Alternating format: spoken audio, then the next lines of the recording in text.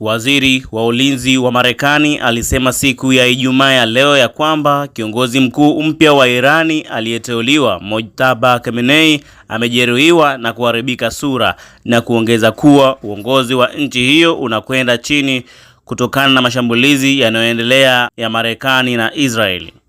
Taarifa hiyo ilifuatia ripoti ambayo ilisema Mojtaba, mtoto wa kiongozi aliyeuawa wa Iran Ayatollah Ali Khamenei, anaripotiwa kuwa katika hali ya kukosa fahamu na amepoteza angalau mguu mmoja baada ya kujeruhiwa vibaya wakati wa shambulio la anga. Na nukuu, "Tunajua kiongozi mpya anaitwa Mojtaba ambaye sio mkuu wa nchi amejeruhiwa na kuna uwezekano ameharibika. Alijifanya kuibuka hadharani na kutoa taarifa na tamko lake jana, lakini hakuwa na sauti na video iliyomrusha ama kumuonesha."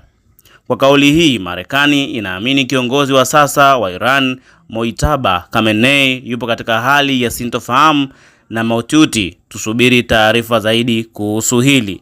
Mimi ni Steven Kamil na hii ni Spruce Update. Hivyo basi usiache kusubscribe, kulike, comment na kushare ili wa kwanza kupata updates na makala.